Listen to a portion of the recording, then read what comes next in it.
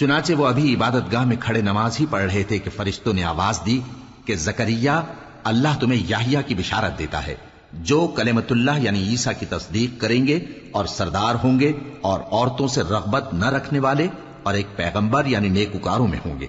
जकरिया ने कहा, ए परवरदिगार, मेरे यहां लड़का क्यों कर पैदा होगा कि मैं तो बुढ़ा हो गया हूं और मेरी बीवी बांझ है। फरमाया, इसी तरह अल्लाह जो चाहता है करता है। जकरिया ने कहा कि परवरदिगार, मेरे लिए कोई निशानी मुकर्रर फरमा दे। फरमाया, तुम्हारी निशानी यह है कि तुम लोगों से 3 दिन इशारे के सिवा बात ना कर सकोगे। तो उन दिनों में अपने परवरदिगार की कसरत से याद और सुबह शाम उसकी तस्बीह करना। और जब फरिश्तों ने मरियम से कहा कि मरियम, अल्लाह ने तुमको बरगुजीदा किया है और तुम्हें पाक बनाया है और दुनिया जहान की औरतों में से तुमको मुंतखब किया है, ए मरियम, अपने परवरदिगार की फर्माबरदारी करना और सजदा करना और रुकू करने वालों के साथ रुकू करना।